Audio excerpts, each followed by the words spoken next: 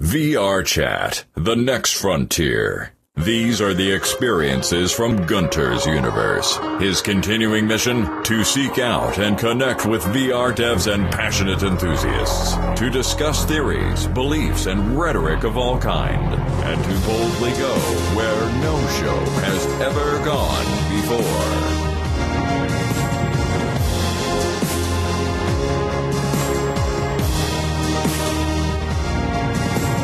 On the love. It's Tuesday night. Welcome back to Gunters Universe. How's everybody doing around me?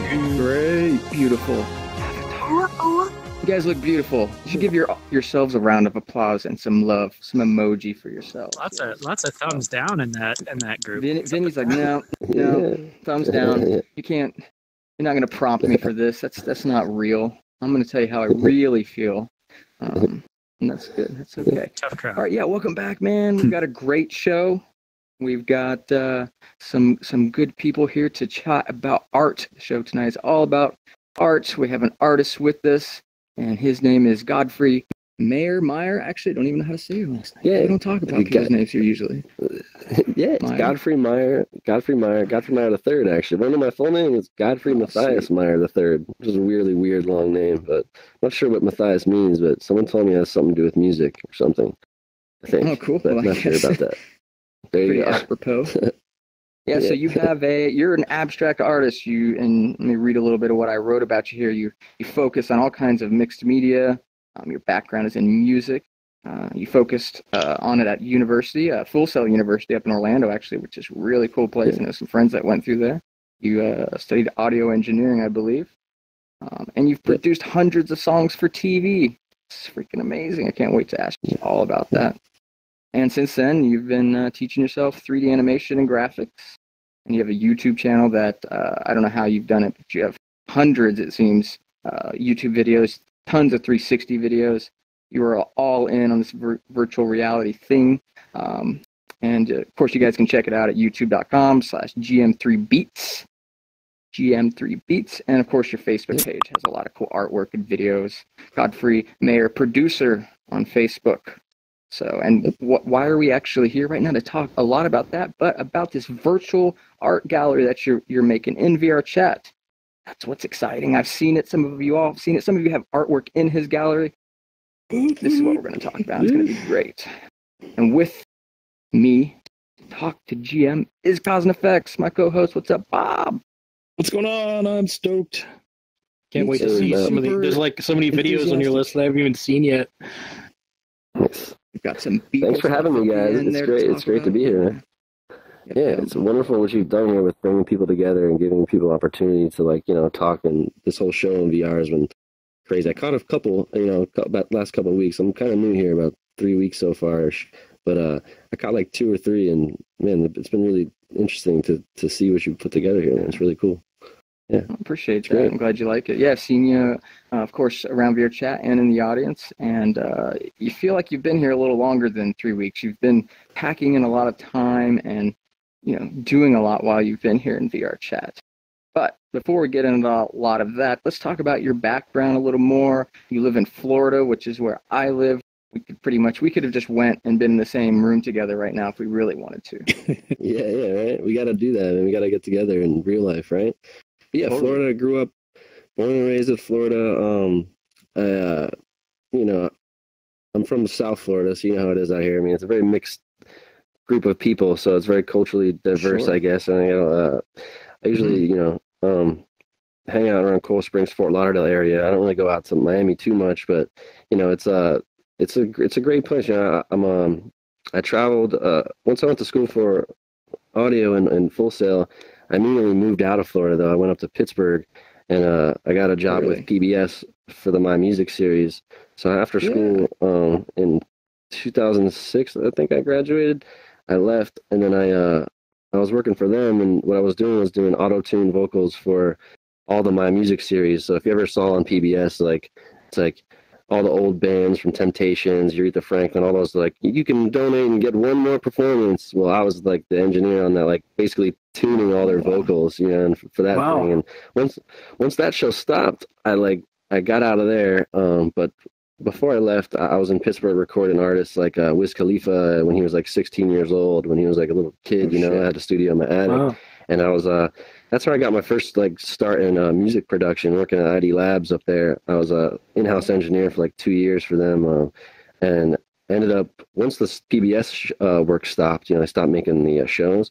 I left Pittsburgh and came back to Florida, you know, came back home, but it, you know, it was all right, because I ended up finding other jobs and helping other people in similar aspects, digital media, more related though, because it's really hard to get a job as a musician or an engineer in this. You know, it's really like a lot of people are working out of their home now, you know, because you can get gear for cheaper and cheaper and cheaper, right? So all this, who's going to a studio paying hundreds and hundreds of dollars an hour when, you know, you could just you spend $400 and get your own studio in your own house.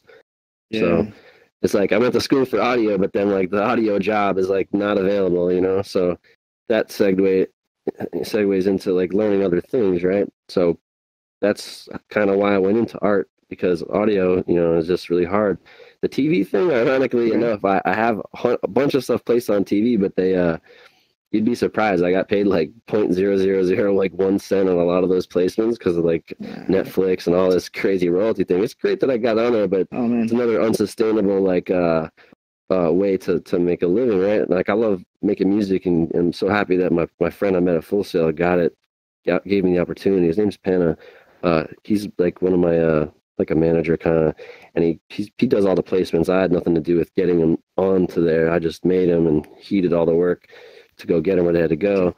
And yeah, that's with that thing. So the music is kind of hit like a little standstill, and I kind of made just a left. You know, I felt like it just wasn't really making any advancements. You know what I mean? I kept investing everything into it, and it just wasn't being able to sustain my lifestyle, you know? So I said, all right, I got to do something. Freelancing graphic design, most of us, web design, graphic design, WordPress, stuff like that, just to get it together, which is working out, you know. And then from there, I got super interested into 3D graphics, you know, specifically what is it, Maxon Cinema 4D, and the good people like Grayscale Gorilla, you know, VideoCopilot.net. These guys, they've been like putting out really good resources, you know. And like I got all immersed into that whole thing, and like, you know, making lens flares, and I did the whole, like, I just spent like literally 2 years in my room and just watched every single video I can possibly imagine on it. And then Unity came along. I was like, okay, I got these assets, you know, what can we do with them? And I made like 4 like failed games, you know, like I made these games that never saw the light of day, you know, a bunch of first-person shooters and a bunch of little simulators, and I got like my feet wet there. And then that's what really hooked me to the the multimedia aspect of bringing it all together, like sound, assets, you know, because I had a little bit of experience here and there, but once it came to the game development and being able to put this all in a world, it really was like, that was like the holy grail, I guess. I like opened it up, you know, and I was like, all right. And then just fast forward like 4 or 5 years later, you know, we got this place, which is completely mind-blowing of how much potential we have to like build in here. And what I immediately was impressed because I started on Altspace. I didn't even know this place existed. And I was, my friend Paul, he's a guy here, a 3D artist. He's like, no, you need to check out VRChat, you know, where you can import your own models. You can actually make your own worlds, all this stuff. I'm like, really? You know, you can import your own assets? So immediately jumped over, and everyone here has been like super helpful, mostly developers. And I've made a whole bunch of friends now. And like, you guys, like you guys have been such an influence in my life, you know, and helped me like, just express myself, you know, and create something. Oh, for sure. It's yeah. an amazing community. They've all been able to benefit themselves. I benefit. Everybody does. It's just a fantastic community, and it's virtual reality, man. If without virtual reality, my life would be 10 times lamer, and I'd be 10 times sadder, and wah. But it's a great place to express, you know, art. I knew, you know, a couple of years ago when VRChat was basically nothing, that this is such an artist medium. You know, you're going to be able to dump what's out in your mind into a reality and share it with people and express all kinds of meaning that you wouldn't be able to express in, you know, other ways. And boom, it's happening. I'm seeing it. Your friend Artist 3D blew me away this week at some of the work that he brought over. and people projects, and really everybody's worlds and these creative avatars is self-expression, right? And that's what we get to do. Yeah, it's awesome, and all the people that get to watch this stuff, and a lot of people want to be a part of this, but the equipment's a little bit of a barrier right now. So I feel like we're a bit blessed to be able to afford it, or to have given up part of our soul to the devil to be able to get this stuff, whatever we had to do, because we had to have it. It's pretty cool. Hey, what's some of your favorite musicians and artists? Well, I like to be honest, some of my favorite artists. I like the work of Jean-Michel Basquiat. He's a black painter from New York City, and I like the fact that he was untrained, and he came from almost nothing, and completely just flipped the whole thing upside down. And I got a big appreciation for him through one of my mentors, Justin Time. He introduced me to his work after I was doing a lot of abstract work. Maybe 3-4 years ago, I was just kind of experimenting with painting. I didn't really know where I was going. So he showed me Jean-Michel Basquiat, because some of my work was just very I guess what was I say, automatic drawing. I would just make these automatic drawings, and then I would just kind of just put that out, and then I'd run it through code and stuff and make these glitchy art, and basically use code to do it. But he found me in one of these groups, and he showed me John's work, and I was really interested in his whole story. And then I watched this movie, and then I found out that he is actually one of his good friends. He was painting with him in New York City back when they had a band called Gray, and he was actually a bandmate with him. So I've been working with this guy for a while, and he's been putting me on documentaries and stuff. And I started researching all the historical, all art history, and different painters and stuff like that. And I'm just starting now to finally get a good appreciation of what, of art, because I'm a late bloomer, I guess, with art, because I've always done it myself, and I always thought that I had a good grasp on it. But as soon as I met this guy, he's been showing me painters, and now I feel like I don't know anything, right? I feel like I'm still learning every day, and there's always somebody out there that has a document, or has something amazing or a masterpiece to share to this whole community of artists we live in, So, with music wise, I looked up to good composers, and Marconi, and a couple of any of the great composers. There's producers I like as far as beats go and making beats, but more recently I've been listening to more of the Woodstock era days, and going back to more organic sounds and warm instrumentation, because I feel like I've pushed synthesis to a point where it's good, but I'm too high in the frequency range, too high up here and down here. So I've been trying to get it back to more of a human aspect of performance, and a solo, and an arrangement, So I'm kind of rebooting on everything right now, because that's kind of where I'm at. Balance, right? Yeah. I went too far down into one thing, almost we got to balance it out with something else. Or our life is so one thing, and then maybe at work, and so we balance it out with something. Or a balance between acoustic and digital. Exactly, that's what it sounds like. Yeah, definitely. My sister, yep. So that's the story of the music. It's always evolving, and I can't wait till we can make music in here. Right? I want to program a beat machine or something. I know we can get samples, but wouldn't it be cool if we can actually just make beats in here or something, or compose or whatever we can do. I can't wait for the audio to catch up to where our visual is at. 5, 6. Yeah. I assume that's solving everything. I don't know. I think it comes with a beat mixer as well. I've heard things. No. Oh, really? Oh, nice. No, I'm just kidding. There's a program by Logan Olson where you can create music in VR. I don't know if you've seen that. Which one? The one that's the one where it has the whole studio and you can plug them in. I think I saw a glimpse of it. You can do the signal flow. Yeah, I gotta check that out. Yeah, I have that. It's really good. Nice, he just got acquired by Google. Oh wow! Not so long ago. Yeah. Oh, that's great. Hey, Bob, you got a background in creating all kinds of art, including audio and visual stuff. Yeah, I've been doing art since probably the mid '90s. Yeah, art and music. So started off doing just bedroom production, and then did some VJing in the early 2000s, and then got into my band Sunchill 3, and probably around, I don't know, 2008 or 9. And yeah, so yeah, we've been kicking it for like a decade now. Nice. Right on. It's pretty psychedelic, and I got to see a couple of your pieces that are actually in your art gallery. That's right, man. I didn't know you had some stuff in there. I was kind of like, whoa, sweet, Bob stuff's in here.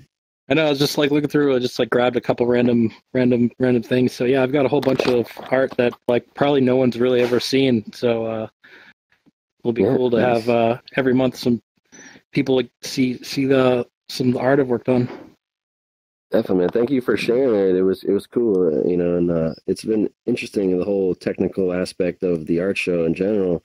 I've never been a curator before. I've always like been the guy sending the art, right, and getting denied, like probably most people. You send your work into a gallery and they go no, or they say, oh, give us $1,000 and we'd be glad to show it. It's one or the other. Same thing with PRs, blogs, and all that.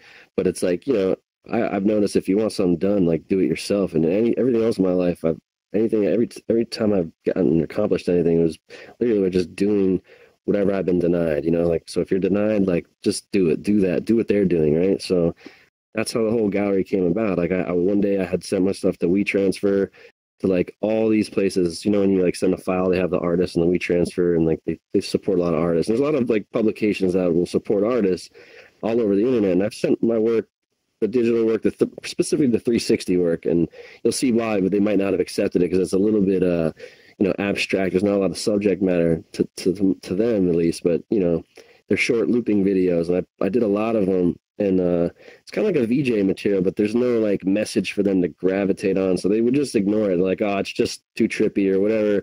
It doesn't fit, it doesn't fit the agenda of most, mainstream art, or it doesn't feel like, their needs, so it just kind of got like pushed to the side for a long time, So I got so sick of that one day. I'm like, I'm just going to build my own art gallery. I'm going to put all my art in it right now. I wasn't really thinking community wise at the time. I just wanted to see like if I could do this, right? And then I did it here in like 4 hours, 5 hours. Like I just got the base mesh down, like the walls and stuff. I'm like, okay, and I put one painting on it. The whole place was just the same painting, and I was like, okay, this is possible, we could do this, and then.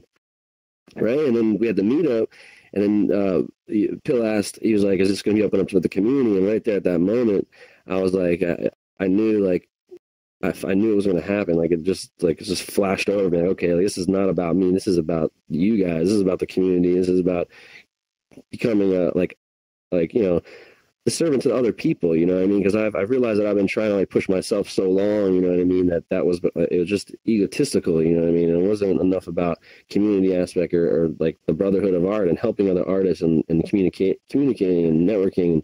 What better way to do that than like give other people a chance and a platform? And I was met with a lot of people self-doubt.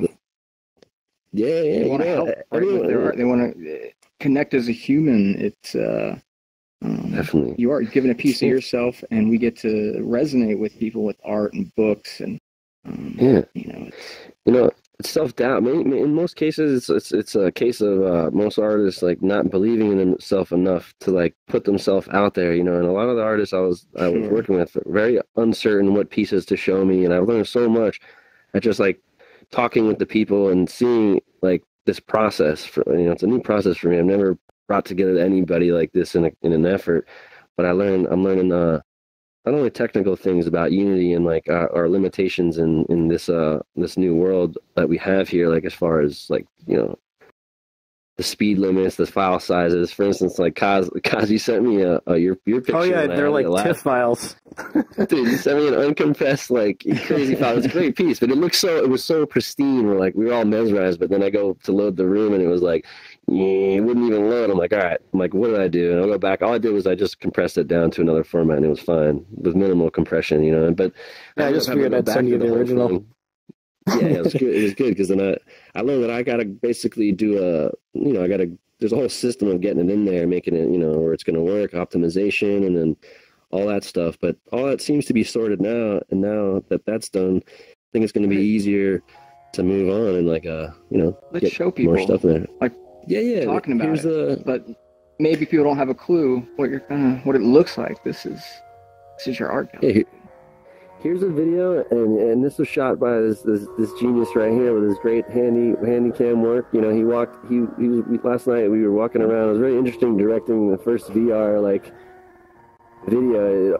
That's got a whole another like implication on its own. Like, you should be making VR music videos professionally. Like, seriously, like, you know, you could totally do that. VR, this is the gallery lends itself to all this stuff, right? What Nomano's doing with his like skits and stuff. I mean, this place is ripe for performance art. Really, man. And inside the gallery, I wanted to like throw some questions out there, like, you know, why do we have to do 2D work? Why can't it pop out of the wall? So when you see pieces that are like coming out the wall, I was trying to just say, like, look, we can do some more stuff with VR here. So let's at least you know, take advantage of the medium and do stuff. But I didn't want to exclude people that have done traditional works and other types of digital work. So it was just kind of like bringing that all together. And then also traditional photography by Dirk. And, you know, I think overall we have 18 artists, and there was over 70 something pieces in the whole gallery for the first show. And like 6 rooms. And man, it was such a great turnout. I'm so happy that you guys have submitted stuff, and then some people from out of the country submitted stuff, and we even got like a blog article by Veer published for us, and I think they're out in China, and they got an app with like millions of users or something like that. So they got a whole network, but they're more of like mobile user base. So I don't know if they can get in here. So what we're gonna do is this: I'm gonna do another documentary on all the pieces. Yeah, stream it or do a 360 video recording, at least some type of retrospect on all the art pieces with a Q&A for all the artists, and then I'm gonna try to like you know, put all that together and publish that. So because we're gonna, you know, in here we're reaching a potential to where eventually everyone's gonna have access to it, but you know, for the first show we're only gonna have limited people in there, right? Everyone who has access to this or PC. You know, so hopefully in like a year, everyone has access to this. That's what I'm betting for. Everyone has an access to the metaverse, and we'll have archived these in these galleries so that they'll be able to go back and look at all of them.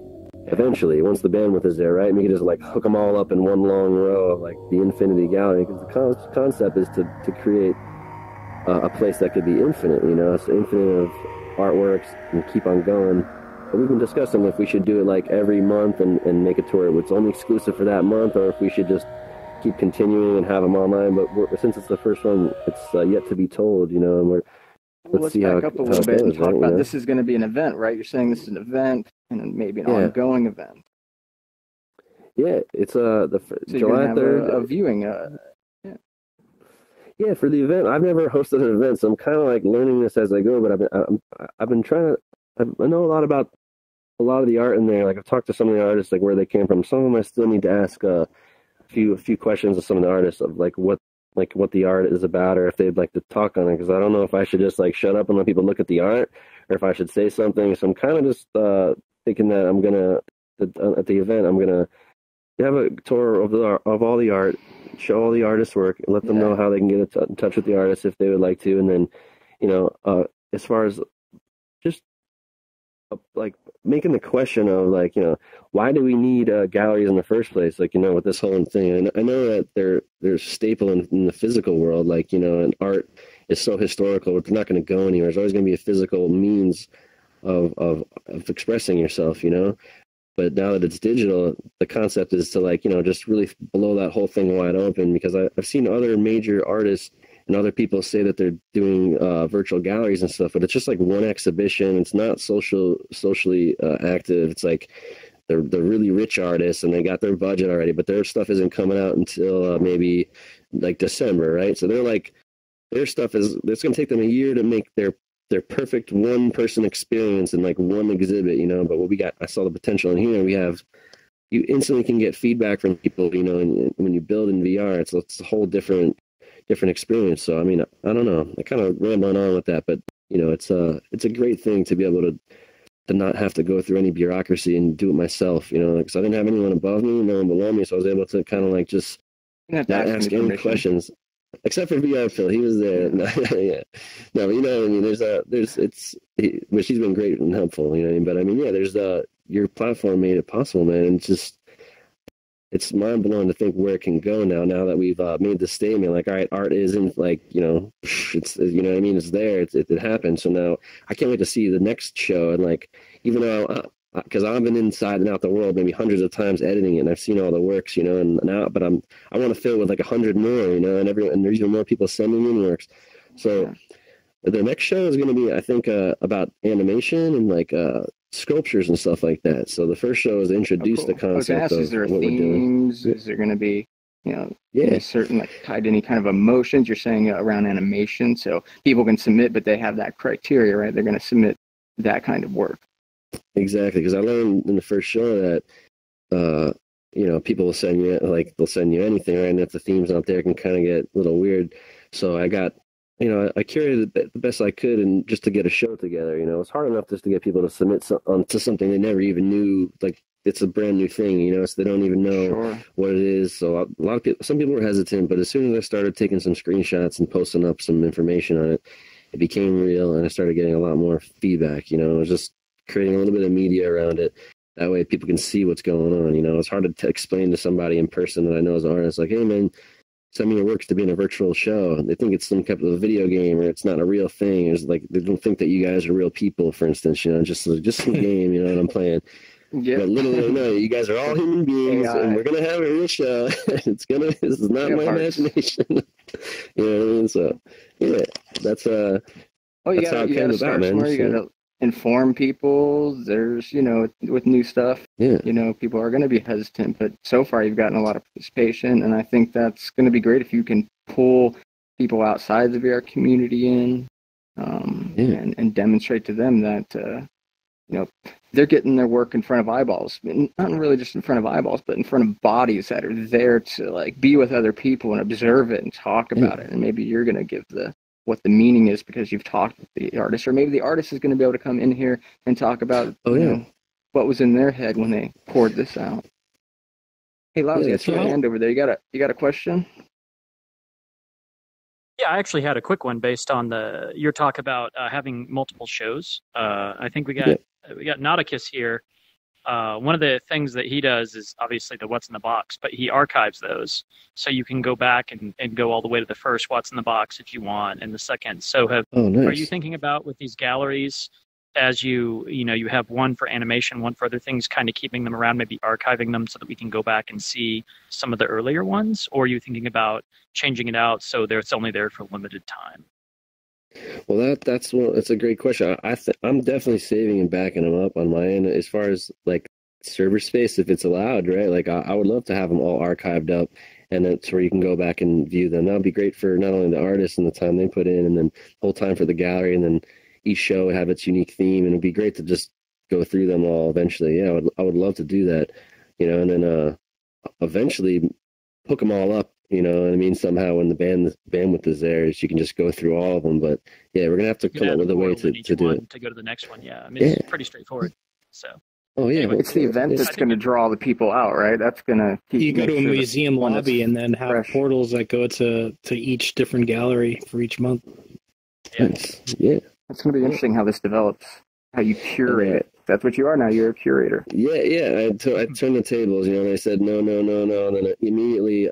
Now I'm that guy, and I've had to I didn't have to say no to too many people, but now I feel really strange, having to go through all this art because I've always been on the other side and then immediately flip. So I'm learning, and it'll be for the better. It teaches me about to appreciate why I was denied and why what was going on. How I got to give those guys some credit. They must have had 10 million emails or something. They must be very busy to run a modern art gallery after just running a virtual one for 2 weeks. I could see that those guys are probably they're just probably inundated with requests or something, But the artists will be in the show talking about their work, and that's going to be cool because they're going to actually be there. So Charlie Tree is in the show. You might know Charlie. A couple other people. I'll be there. Gosling, yeah. We got, who else? Is anyone else in here that's going to be in the show? Dirk, right? He's not here right now, but Dirk's not here. Maybe if he can make it. Yeah, and yeah, so an artist 3D with his Sphere's Touch, and he's going to be there. There's been a lot of proposals about what this means for art and how people could buy art through virtual reality. There is no PayPal VR, There's it's a very weird thing, because like the first show isn't monetized. You know, you'd have to like go to the artist's website, and if you like one of their works, like go buy it from their website or something. You know, which will all be available, all the details to how to get in touch with the artist.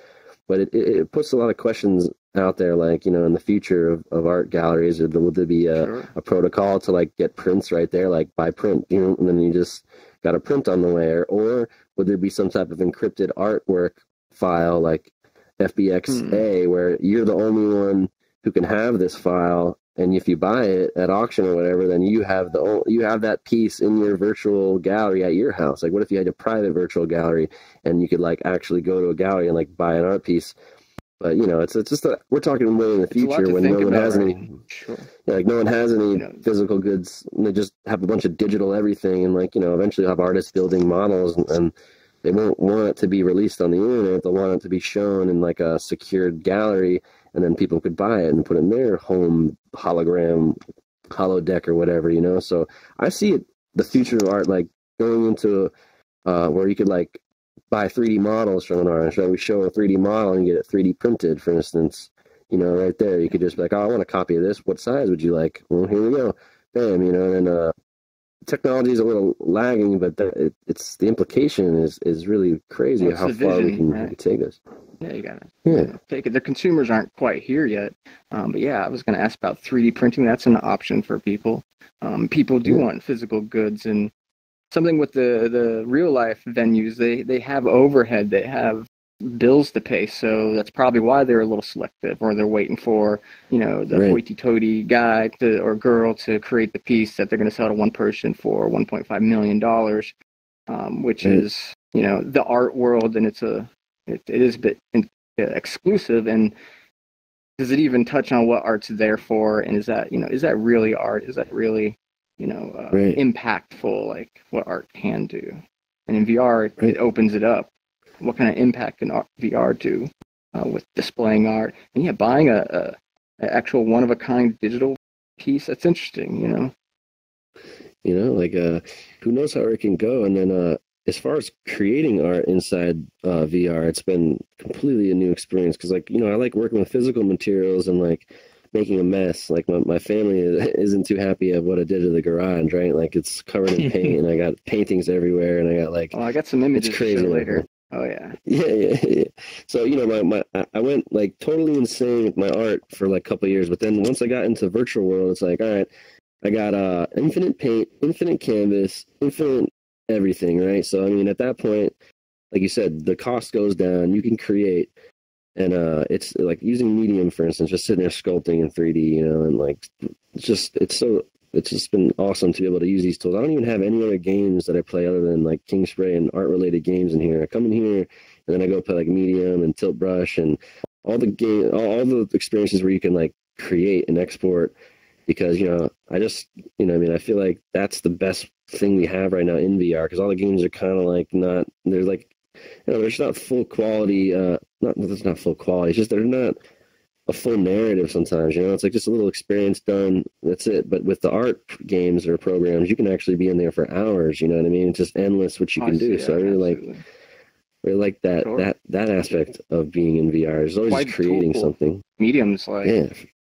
crazy tool, and how they've made it so feels like physical feeling, right? And that's what's really getting, you know, different than like a Photoshop or an Illustrator is, you know, now people get to sculpt with their hands, and that takes away the almost the abstract to computer tool part. You know, I think anybody of any age, any artist can now come in, and we've seen videos that Medium or Tilt Brush have had artists that have never used any tools like this. They might not really use any digital tools at all, and here they are just creating away, because VR is super natural. That's why we know it's going to be a big, you know, thing for people. Because when we can get in, especially in social, and be able to create with each other, I don't even know. Yeah, wouldn't that be amazing? Like, what if I was able to multiplayer, like, construct with you? Like, I'm waiting for when we can pull out geometry and get to the point where we literally just have VR versions of our modeling programs, like Blender VR, Cinema 4D VR, 3D Studio Max, and Maya VR, and all the programs they give you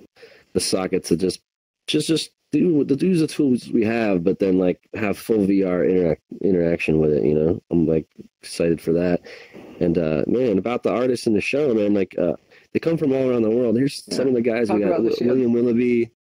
We got Charlie Tree, William Wonderbar.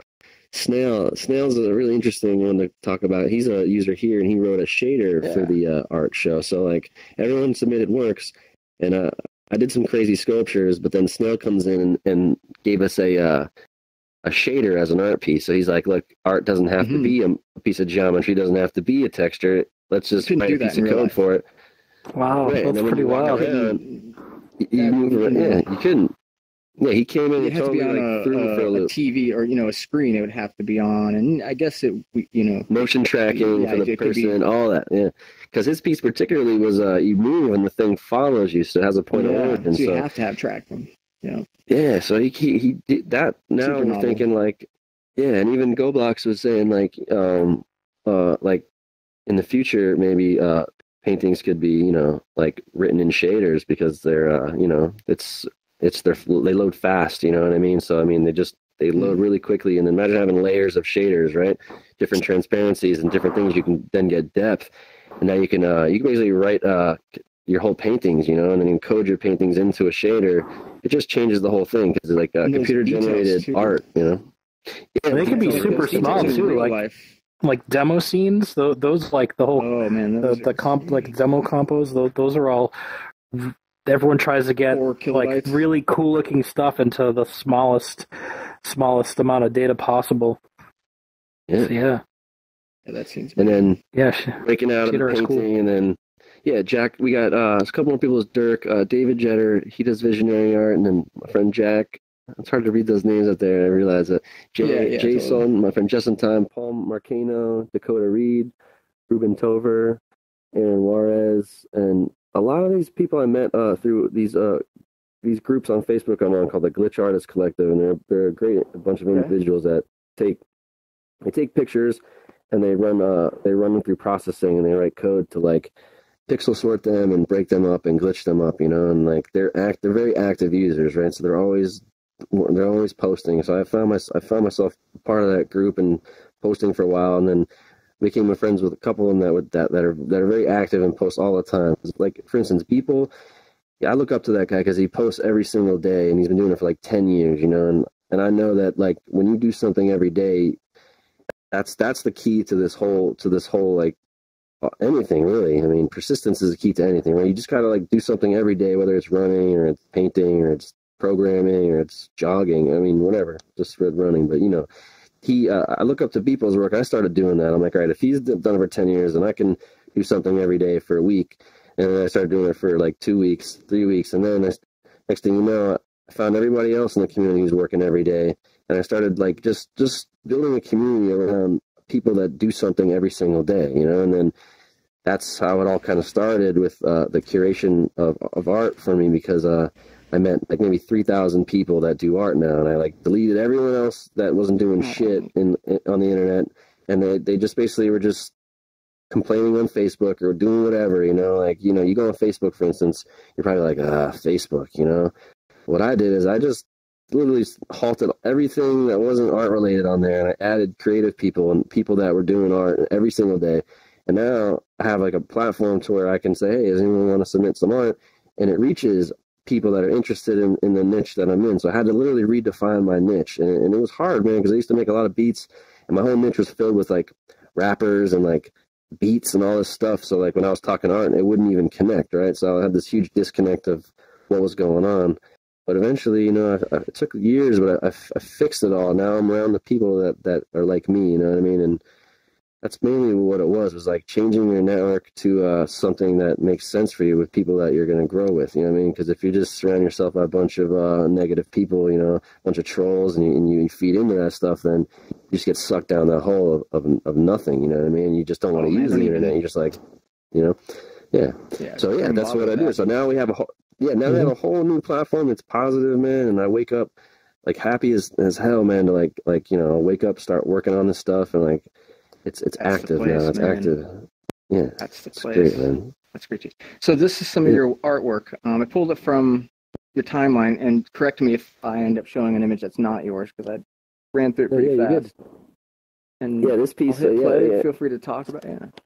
Yeah, this one right here. Yeah, that's me in my house. This one is crazy. It's a weird shot before I broke down my studio. So I painted a bunch of these computer screens. My friend had an office, and his office his building went out of business, so he threw out all these computers. So I literally had like 15 computers. They're old crappy PCs from like back in the day, and a bunch of monitors. So I don't know. I was. I see a gateway up there. Yeah. I was experimenting, and my friend Justin was telling me to like push myself. The more experiments, the better. More experiments, the better, right? So I'm like, all right, well, I'm gonna. I was painting everything, and like everything I owned, I was painting because I was going through a phase of everything should be painted, and I ended up painting all those. And when I got to the last one, I wrote stop on it. I'm like, what are you doing? You're painting everything you own, man. Stop. Like that's what that one's about. But the other things are just like sound waves because I'm so obsessed with sound. So I paint these like sound waves, right? So when you look at that. It's there's a lot of these like interweaving sound waves you're gonna notice as a recurring theme because I can relate to basically the sine waves, square waves, and saw waves because I've been looking at O-scopes and so it's like for so long. Just visual audio in a way, or some people have like synesthesia. Yeah. It's not that's a little different, but it's just something connected there. For me when you say that. Yeah, and this one is it touches up on the glitching of the images. So I did it in medium, and then I did some posting in Photoshop and started glitching it and making it just making it more abstract. It's just a guy meditating and like projecting his life out, because basically when you project what you want and you identify with something, you can if you focus on it enough, a laser focus, you can then make some decisions in your life to then start moving towards that. You know what I mean? That's kind of what that piece is about. Yeah. It doesn't really, it's just, it's one of my second scopes in medium. I need to spend more time in there, but I couldn't get a lot of detail on the image. So I just like ran it through. This one is a weird one. This one's actually in Altspace. It's a collaboration with like 5 people, but they have a weird, a painting in there. It was the first thing I had in VR when I painted in the first thing I touched before anything. I went in there, they said, oh, you can paint. So it was me and that person. If you look, it's the girl on the right. You see how her figure is in the painting? We painted that model together, me and that guy. And I don't know, that's the only picture of that painting. So that's why I saved it. But yeah, they delete them after you're done with them. So, I mean, I'm not now in retrospect, I think it kind of subliminally inspired me because it's kind of like a gallery, but it wasn't. It was like people were just drawing like they were trolling it. They'll draw like figures on there and all that, and then they'll move on and they're like so it doesn't stay up. Your work doesn't stay up. So that's not what you were looking for. It was cool, but not persistent. Looking for more. Yeah, I needed a little bit more, so I had to build it. But yeah, and then there's the sound waves. You can wrap like sound waves around anything. It's a good go-to thing if you want to paint something that's like it works. It's just waves, right? And you can wrap it in and out of everything. This piece is I started sketchbooks, right? And that's kind of funny because that's like what I look like now, kind of with the whole like third eye thing. But I started doing sketchbooks, and what you do is you get a sketchbook and you do like 100 drawings in like an hour. You just do them as quick as you can. Go through the whole sketchbook, and then this piece is one of those. And what happens after like 20 drawings, you're going to start noticing recurring themes about yourself that you didn't know. You're like, okay, I do this squiggly all the time, or I always like do this. Most people don't know where to find their style because they don't. They just don't believe in themselves enough to do enough work to then look at it and be like, okay, what is my style? Like, what am I naturally doing? And then moving forward with that, what I mean? So this particular one, I started drawing like G's on the ear for Godfrey, and then like I started doing squiggly eyebrows, but that turned into a whole series where I did large scale works that are hanging up locally. So I ended up painting these huge faces that are similar, but I use that as a reference. So that's the sketch, and this guy is sort of see it in there too.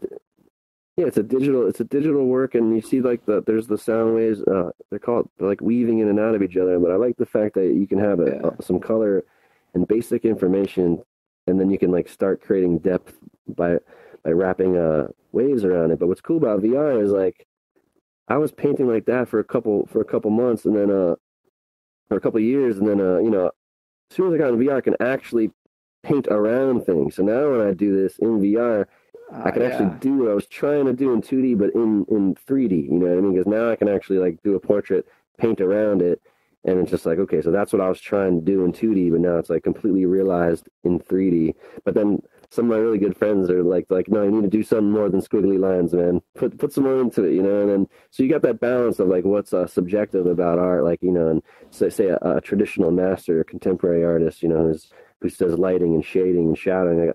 I was never really the best at doing photorealism, you know. And yeah, some of these, this is looks like audio. I could see, you know, it's like glitched sound waves. There you go, you got it, man. It's the way I made it was it's a scraping technique, you know, and I'll pick the colors and I would do my color palette, and then I literally scrape it. And I was listening to music at the time. I did about 6 or 7 of these pieces. It's a series, and they're on canvas and it's acrylic, and I just literally would just make it look like an audio wave, you know. And they're hanging up around the local shops, and yeah, that was a big one for me, because I finally like was able to do a painting in like one stroke, you know what I mean? I just did like and I did it and it was done. And like, you know, after I did that, I did like 6 different ones in that same sitting, and they're some of my favorite recent ones. What are your works, feelings then at that time? So we could see the sound waves. So does it come from feelings, or is it just because you like the shapes or sound? Well, or is it like the music in you're your life listening at to? the time? Yeah. Well, I gotta be honest, man. I'm trying to find out who I am and what I like. I mean, I guess everyone goes through the same thing. Like, you know, what is our purpose, right? Like, and art for me has been able to like fill that answer, you know, and it's given me like a purpose, you know what I mean? So I kind of just do that, right? Like I just I don't know. I kind of just. We got somebody with their audio open, and I can't ignore it. And it's Dave. 10,000 polygons. 5 seconds to fix that. It's all good. All right, come on, Dave. I could just mute him like I've done one other show. It's all good. So it's all good. And then, so we got this is a lot of this work you're showing was actually during my like, I was posting every single day, and I was like, everything I was doing in my garage, I was like doing something and posting. I was getting over myself, like, you know, people were like, people don't share their work, you know, because they're like, oh, it's not good enough. I don't want to show anybody this. So I was working on it, and no, it's not good enough. I don't want to show it. So what I was doing was literally I was just doing something and showing it, like just showing it, even if it's like I don't like it, you know, and even if I don't know what I did, just do it. Yeah. Take a picture of it and show it, and then, you know, see what happens, because a lot of times you'll get input from other people, and they'll explain to you what the meaning is. That's like outside my house. Painting of yours. Oh, that's just out front. That's Florida. No, I mean, that's Florida, man. It looks like right outside my front yard. Absolutely. Yeah. But art isn't just paintings. Art is just even mundane life. But isn't art like to help us see that life isn't so mundane? Like it actually is beautiful. I think there's a white duck coming up, right? And that's such a beautiful thing, and you wouldn't necessarily think about it. Like children, they see everything like almost like through an artist's eyes, so new, so fresh, you know. And I just look at that and I see art. Definitely, man. I mean, capturing a document for other people to see things in a new light, you know. Like there's me when I had some longer hair, and there's some of my pieces in the smoke shop, Inc. They've been so kind to give me their whole smoke shop. We did a complete collage over the whole place with comic books and crazy paintings. My friend Mark, I saw some Power Man up there and stuff. Yeah, it's such a cool place because the whole place is covered, right? It's just completely covered. But this is I got a bunch of my pieces hanging in there, and they show support. They're the first place to hang any of my art, and so mad love to them. They like the feeling of like when I actually got a piece in a place. Thanks, man. No one's bought anything from that place yet, but hey, it's on the wall, right? So, and then from there I went to the other smoke shops, and I got my work in like a couple other smoke shops because I was like, hey, I got one in here. How about you guys? Next thing you know, like all the local smoke shops have my work up in there. So it's like, and I have a few pieces sold that way and got some commissions. I got like the first 2 commissions from that. So like if you do get out there and put your stuff up and be diligent about it, it's not like it's not impossible to get your stuff hung in businesses. But what I would do is I would just literally go to every business carrying a couple paintings, like just walk in there and introduce yourself and go on foot, you know what I mean? And eventually they'll make a little bit of leeway and they'll start building and you know what I mean? But then along comes virtual It takes reality, some and it's courage like to build up to get to that, like that first time. Or, some of these places are kind of weird to walk into. Is there anybody that's Well, you get you go to a dentist and be like, hey, you want my pain? I did. I went to like all those different things. You know what I'm saying? But I got to be honest. The guys at the smoke shop related to my work the most. But the guys, the corporate places, they hold on one second. Yeah. The corporate places, they seem to have like a theme or something or whatever it is. There's always some reason where it's like it's not up to us. Especially in South Florida with all the old people, right? It's just it's always some bureaucracy, man. There's always some higher up that they got to clear it with. But the guys who run their own shops, mom and pop shops, are guys who are actually the boss in their own place are pretty cool with like working with the locals. You know what I mean? So I actually went on a little trip to Colorado and California, and like I went and saw so much like art in Colorado, so many murals, and like so much art in LA, and then in Pittsburgh being there's so much street art and so much work on the walls. If you just go out and look and be a part of art in general, it's that's really what inspired me to like go down this path. It's like I went on this little Mecca trip. I went around the country. Yeah, and like I saw what was possible for it's an honest way for somebody to go from like nothing to like to being whoever they want to be. You know what I mean? Like and art is like the only thing you can almost do that you can do that. You know what I mean? You don't have to. A lot of people will quit early on because you probably won't make any money doing art for a long time. Like I haven't made much money doing art, and it's not about the money. It's about really like being able to just like get this stuff out, you know what I mean, and document as much as possible. Yeah, just get it out. Yeah, connect and create discussion. I'm not really a political activist or anything like that. And I'm not into like making statements on propaganda and all that stuff. I stayed away from a lot of the controversial stuff. Like most artists will do pictures of the current political stuff, and try to tap into the whole. That's not the kind of person you are, then. Thing. Probably not that exactly. Guy. Yeah, not me, man. I just like to. Yeah, I just like to show people. I guess my mission now is to show people that they got to conquer self-doubt. So when I do it and stand behind the work, it's just set an example that if you make something, just stand behind it, because like different strokes, different folks, right? Like, and there's always something for everybody. So it doesn't matter if you think you did something wrong. You didn't. You actually did it. Like you made it. You did the piece. So it can't be wrong. You know what I mean? It's just it's the way you're looking at it.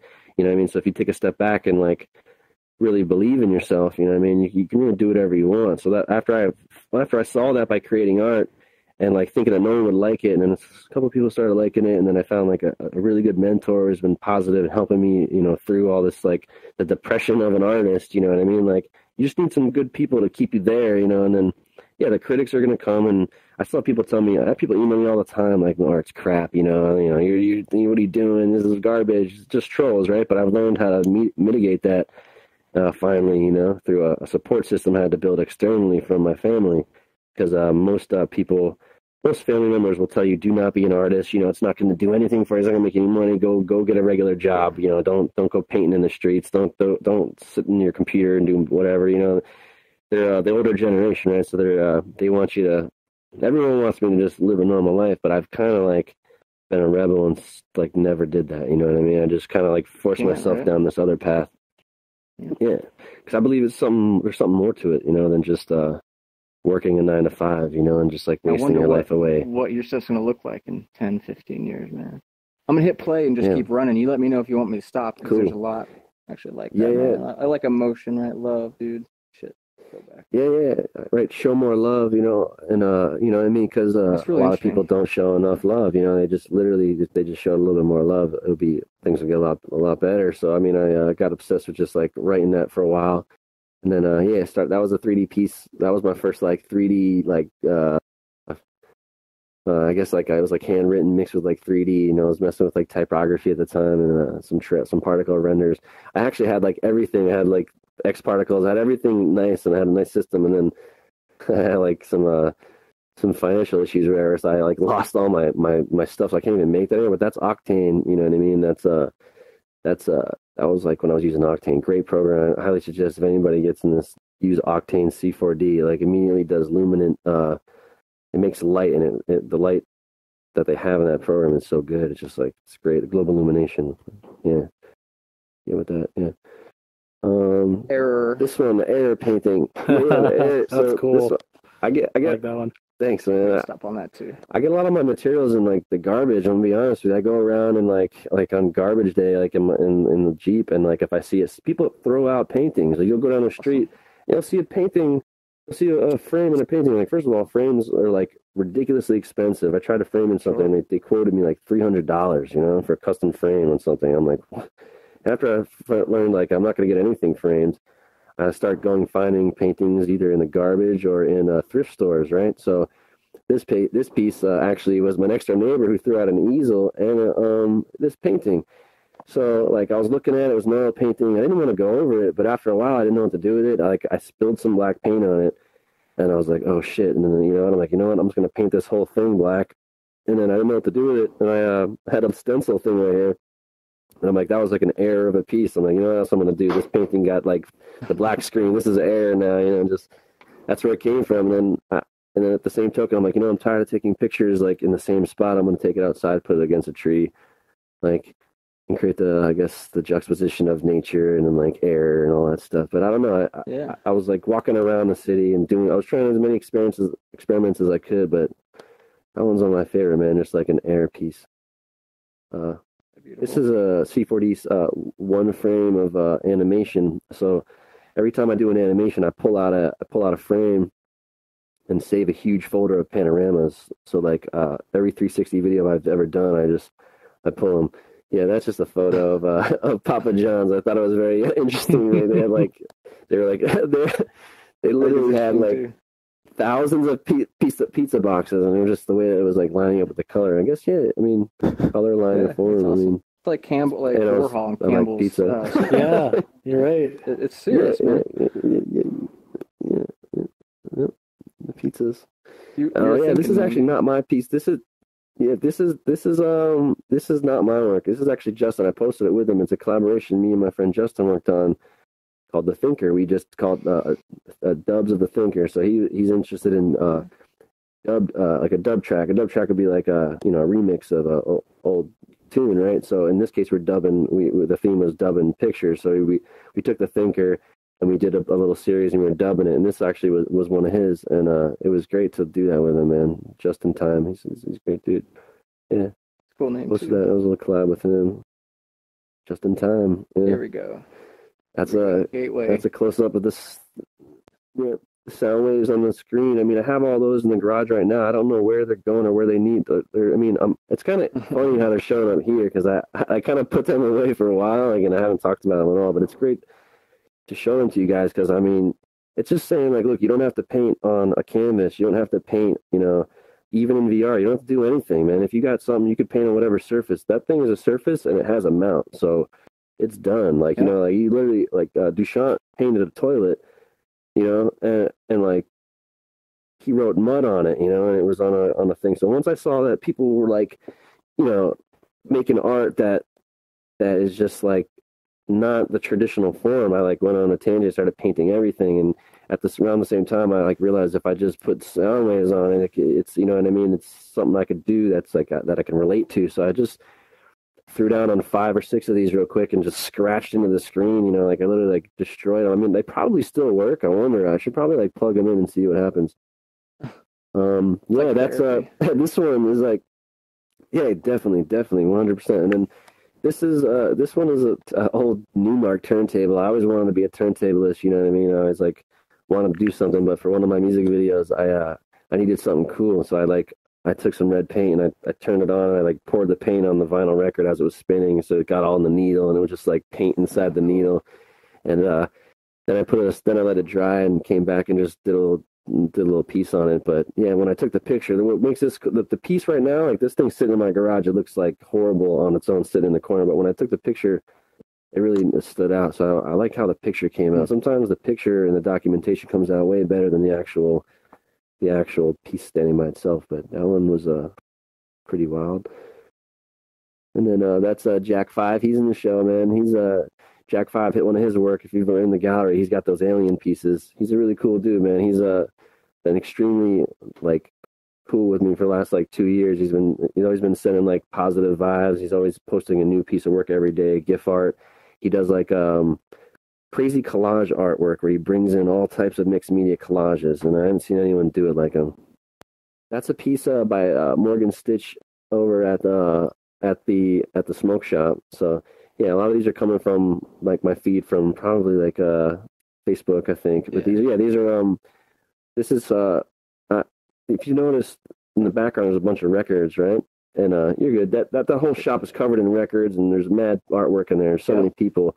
But yeah, that one's particularly Morgan Stitch's work. This one was my avatar like 3 years ago. So this one was like the first version of me, like with hypernerves on it, actually smoothed out.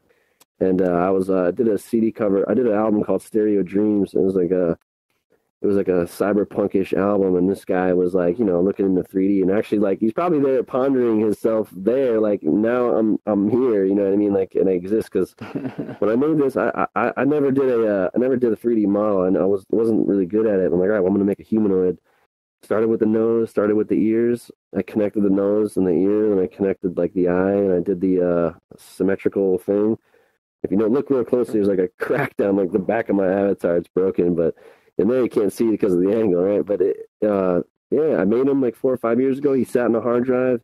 He was never really rigged until I got Mixamo, and then I rigged him through Mixamo, and then I'm still trying to learn weighting and everything. But that's how this guy came to life. I made him for an album cover years ago, and then I needed an avatar, and then it was the only guy I had in T-Pose, and that was original, So I brought him in, and we've seen quite an evolution. And then I added some worlds to him. Tonight, yeah, pretty cool. Yeah, same dude. Well, no, might be a different model. No, it's a different model, actually. That's a base mesh, but it's fragmentation and the same theme of like the little sound waves, but in this case, it's just coming out of his head. I mean, sometimes they're random. Like sometimes I don't think about what I'm doing. Sometimes I really think about it, but in most cases, it's easier to not think about it and just start and then see where it goes, because you usually figure out what you want to do after you start. You sit around thinking about what you want to do. You're exploring the unconscious mind and pulling out some sort of gems or whatever you can find inside there, right? And that's pretty definitely important. It's not derivative. It's for sure, man. I mean, yeah, it's great to have an accident, and like, what's his name? Happy Accident. Bob Ross, got to drop him in here. Like, Happy Accidents is really where it's all about. Like, you just mess around, find something cool, and then put meaning to it as it abstracts itself to you. You know what I mean? When you put a lot of your own ego and stuff into your work, you know what I mean? It becomes not as fulfilling, like it's like if you make it about something that's more ambiguous, and the fact that anybody can interpret it more for themselves, I think it resonates a little bit more, and it's more personal. So there's 360 videos that I can't show in here, but I can at least see.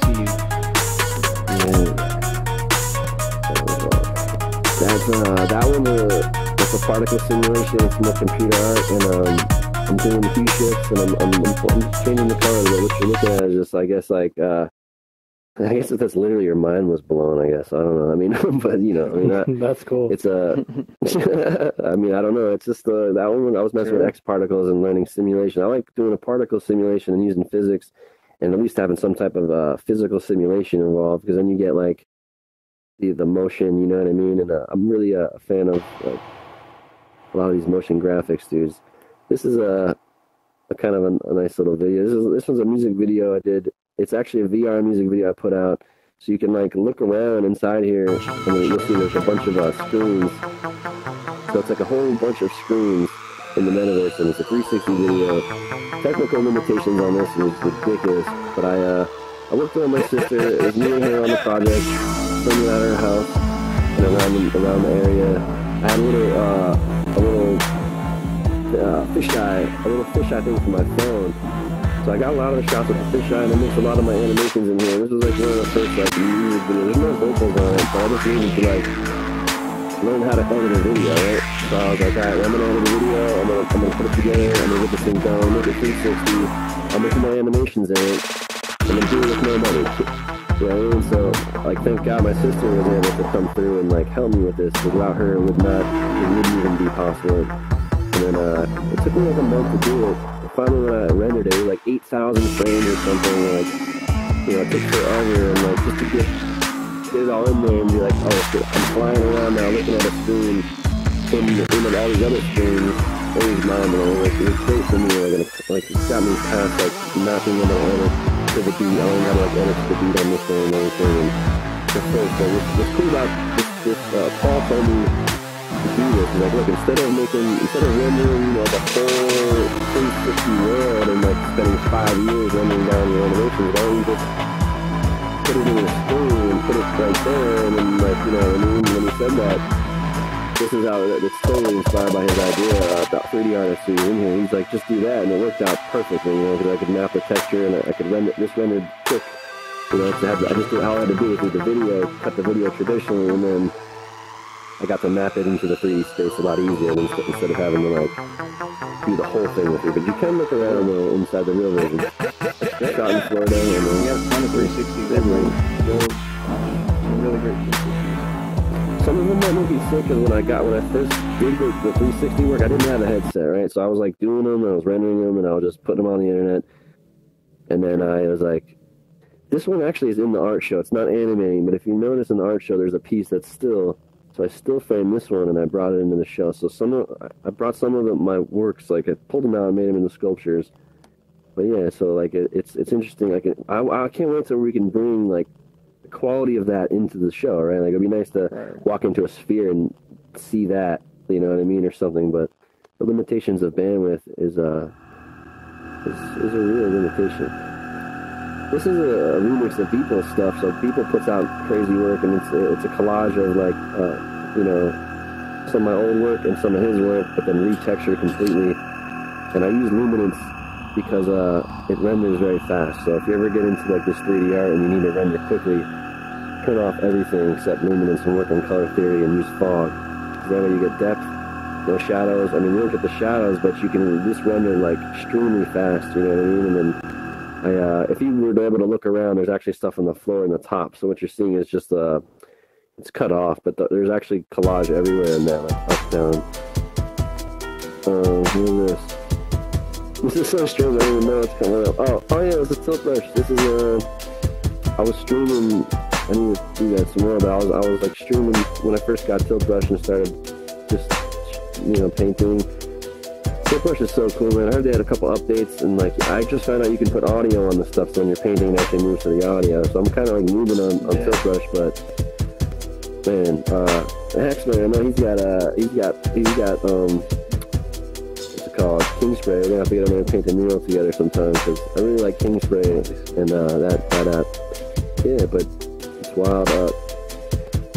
I wonder, I have to like export some of that stuff, but maybe we'll have a whole show around like tilt brush or something, around one of these programs in VR, and we'll all use the same program. Cool. Like, I like that idea.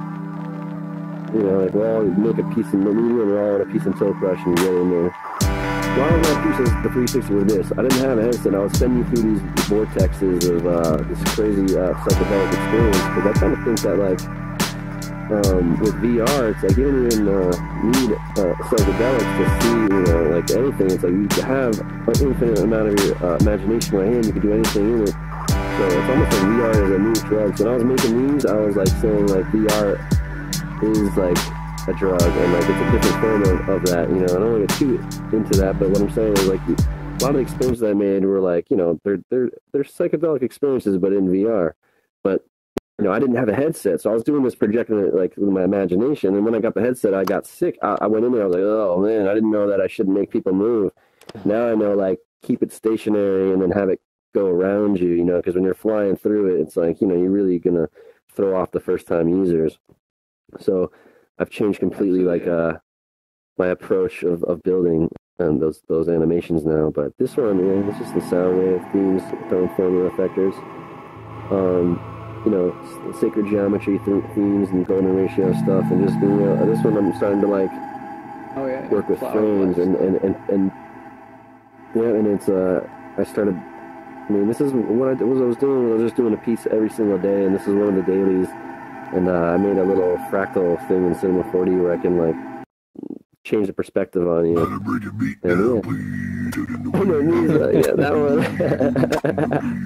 Actually, yeah, I beatbox too, so I'll be doing weird. Like sometimes I like, you know, I get get right, and then I make these weird ass videos, and one of them actually like went viral. I was a frog and shit, and it went crazy. I was just like Pepe the Frog, and it like went nuts. But it's funny how like all your art, like no one, like really, it wouldn't have any traction as soon as you like put a Pepe the Frog face on and beatbox, you're good.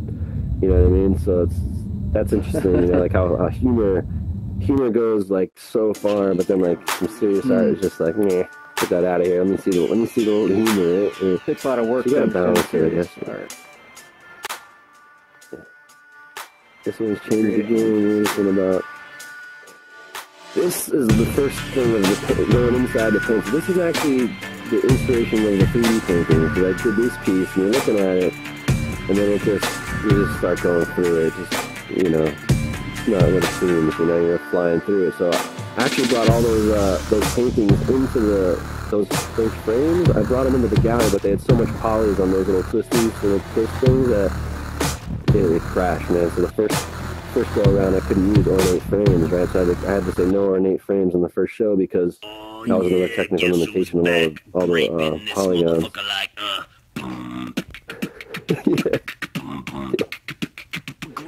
Yeah. So every now and then I was using Snapchat and making these quick, stupid 10-second videos about me. Like I was just putting myself in the, you know, that thing and just beatboxing, and it was fun. But then I broke my phone, man, and I haven't been able to do that for like a month. So. Yeah, show more. I just did that. It's simple. It's just make it. Like this. And this is this duck, man. I don't know. There you go. You can make it. Yeah. So not all of this is technically art, but you know what I mean. Like, yeah, that guy made it. You could do it. The augmented stuff. Yeah, like I started putting like I was taking my art out of a box, and I'm like, okay, well, Snapchat works on faces. Why don't I just like point it towards my art? And that happened. I realized that augmented reality in general is going to be really big for performance art, you know. And it's kind of like it's satire and funny and a relief, but it's like, you know, now that I'm looking at it on this stage, it could be do some crazy shit. But yeah, I was just having fun with these, you know, just like that month. I mean, I always go on these phases where I gotta like I don't know, push things to the absolute limit, and then I go to the next one. You know, I mean, I can't only stay to one thing too long. That's the problem I got. You know, I just have to learn something and keep something. Habit is like the opposite of art. Mundane lives, habits, everyday living, art. Break out of that. And there's mundane things where you can see art in it, but you gotta like the duck. Yeah, exactly. Yeah, there's my guy right there. Just put him in a box. Sound. Let's talk about the sound. So a lot of these, they're driven by sound. Oh, yeah. So like a lot of them actually have.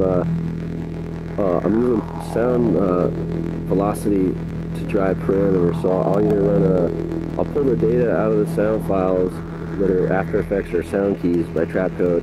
I'll get a good read on the audio, and then from there I'll route it to other things like a light source, or I'll have it adjust position or something. So I think this piece was when I was working with that and lighting, and I was testing like how much I could freak you out, but also adjust the light with the sound, right? So I'll do a crazy sound piece, and I'll just make a 30-second, 20-second sound piece, and then I'll use that as the source. Some people think it's not enough context to it. It doesn't resonate with enough people because it's just like a sound wave in a picture. But I don't know. I think if we give it some time, it'll figure itself out. Like, you know, but yeah, the sound, man. I mean, it's a really big part of this whole thing. Is just the sound wave. Yeah. Format your brain. Yeah. I was learning loops at the time, and I like how you can make perfect loops, and if you do it just right, you can have the sound stop and loop, and if you get a visual and the sound loop just together, you know what I mean? I was really tripping on that for a while, and then, you know, I eventually left the small format of the little square and started doing 360, and I haven't gone back to those little quick videos, but this one is really. This isn't easy. It looks like it's messed up, but it's not. I actually did all that glitching through data moshing and like purposely glitching it, and the same guy. He's walking around and it's really, nobody, this video went over the whole world. Like, this is the first time it's ever being shown because it got, everyone who saw it thought it was broken, but it's not. I mapped it over here. You'll see, like, there's a part in the middle, it's also 360. And then there's something with TV on the side of the monitor, like, monitor. Yeah, they're like,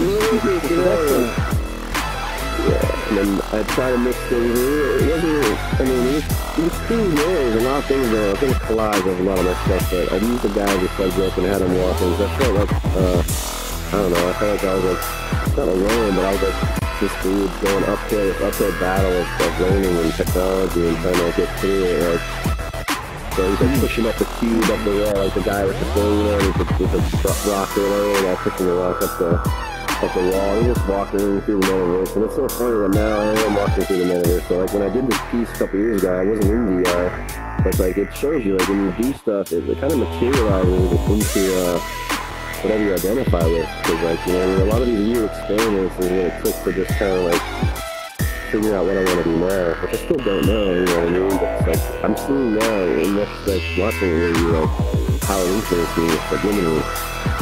And the truth is here, the story, like art is what you like, also the meaning of what you say it is. You give purpose to that. It is exactly what you say. Flying through the city, you know, yeah, and this one was interesting for me, man. Like, I was studying data marketing, and I like the fact that people work with that, like, broken code, like, you can break something and make it, like, melt and work. And all these little accidents that happen when you do stuff like this, they're really interesting to look at. Almost can't be recreated, and one of a kind, almost, right? So, we're messing with that and trying to get better at it. I'm getting more selective, though. Instead of going across the whole thing, now I'm doing, like, maybe just one part of it's, like, glitchy. It's really coming out a little bit more refined. These are earlier work, but it's hard to see what's going on. I'm trying to explain one thing. There's like 18 things going on. It was like, it kind of was like I pulled from everything, my whole repository, and just mashed it together for this one. Yeah. Made a lot of beats. There's no visual, for the music I was doing, so I needed to come up with something, and I couldn't pay anybody to do it for me. So I just played the verb, you know?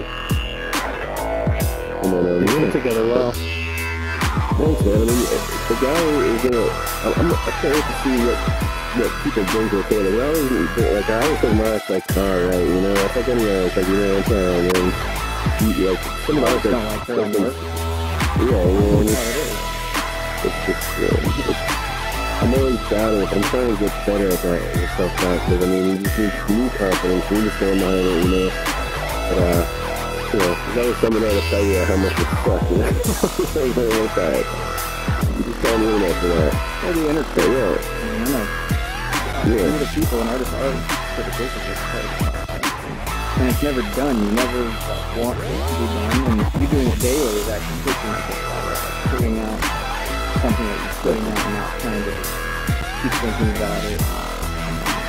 Yeah, for sure. Something done.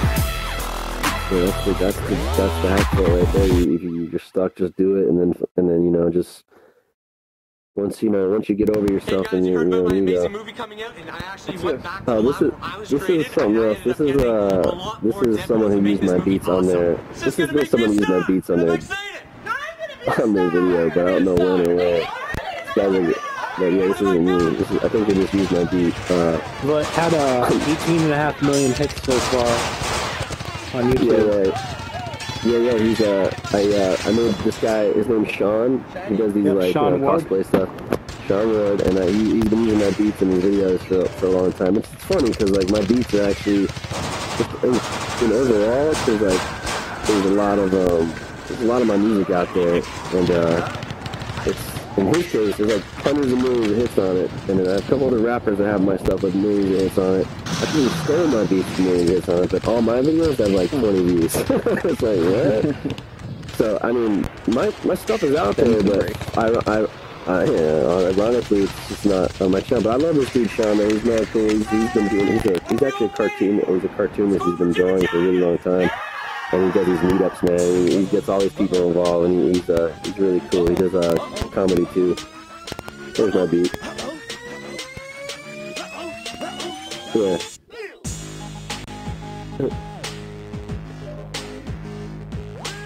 Yeah.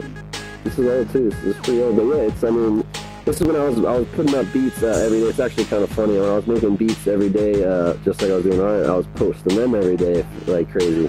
And hold on a second.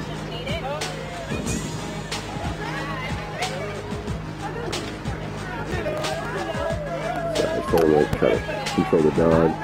Him barking in. But yeah, the story was like I gave out mad beats and I was like going viral on YouTube. I was getting like 50,000 hits a day before they were paying anybody, like before they had YouTube partners. And I had like so much, if you type in beats, I would be up there on the first page, no problem. And then there was so much problems with people fighting in the comments with like so much garbage and like it wasn't doing anything. I didn't know that YouTube was going to be ad rev like heaven eventually. So I just like, I deleted all the videos, you know, and like, I was like, screw that. These beats are old. They're not what my new music is. And I had the self-doubt issue and I deleted all my stuff, right? And I've never been able to get back to the reach I've had since then, honestly. But I think it's because I caused YouTube a bunch of 404 errors and they're like really mad at me. And like, you know, I had like 400 beats up and I deleted them all and that caused like 400 404s. And they're just like, all right, you're never going to get, you know, traction on YouTube. So that's the story with that. But it's all good because, you know, it doesn't matter about, you know, them anyways. You know, they are Google. There's other ways about this. It's not about me. It's about creating the community. Like back to the art show, I realized that I was trying way too hard to get ahead. You know what I mean? Like on my own stuff. And all I had to do was open up a little bit and just like, you know, involve other people and make it about others and not just about me. So like obviously like I'm starting to feel egotistical just talking about myself for this long, right? Like it's like I'm almost done with like not basically pushing myself like all over everything, you know what I mean? I just want it feels a lot better to help somebody, you know, it feels a lot better to talk to other people about where they are, you know, and then give them an opportunity. It's kind of the meaning of life. You know, if you want that fulfillment in life, it's sort of helping other people is a big part of it. Exactly. You know, if you don't get to experience definitely, that, are other people talking? I don't hear anybody. For sure, man. Because I've been helped by definitely some people, talking. you know? I only hear you. Yeah. You only hear me. You don't hear GM3. You probably need to reload. No. Give that a shot. I restarted my game. GM3. Yeah. Check. That is weird. Yeah. So yeah, let's open it up. Questions or just share what you think art is or any of that kind of stuff. Sonic, what's up? Have you heard about the new function that YouTube is going to be putting out for the headsets or for phones and headsets? They're going to be putting out a new VR YouTube 360 videos. So now you can put 3D 360 videos out. Would you be willing to go ahead and do some of that?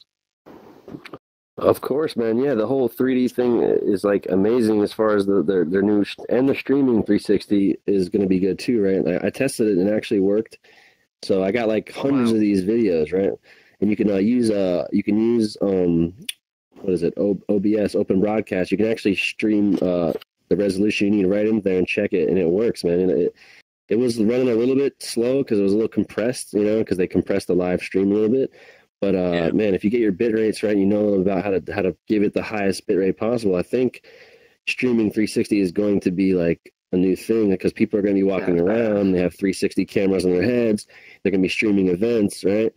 And so I mean, I tested it. It works, man. It's gonna be good. I mean, if anyone wants a tip for that, like you should start doing a stream with music or whatever, because you can run the stream 24/7 and it like puts you on top of everybody's thing. It just goes whoop, right to the top. So I haven't been able to be dedicated, but if I can get another machine to run my stream, I would have music and 360 videos running 24/7, just nonstop. And if I can get that up and running as soon as possible, it'd be great. But you know, it's hard to keep a connection solid like 24/7. But you know, it's definitely worth it for anybody interested in that, man. And then also the 3D, what you're saying is a new thing too, like the 3D pictures and the stereoscopic. I'm kind of new on that. I haven't looked too much into how to render it, but I would love to like actually start making the 3D videos and where you can like look around and still have parallaxing and that stuff. I mean, it's going to be That's going to be interesting. It's kind of released as like a very, very, very beta thing. They don't even know if it's going to 100% work due to how big the file size is going to have to be, due to it having to be 360 and VR at the same exact time. So they're still kind of debating whether they should do it or not. Yeah, I'd imagine it's going to be a huge technical issue, and then hopefully, they make it, I don't know. I mean, I don't know if it's going to be pessimistic about it. Like, I know they'll figure it out eventually, you know what I mean? But it's they made a YouTube 180. I don't hear about that one. It's actually now a 180.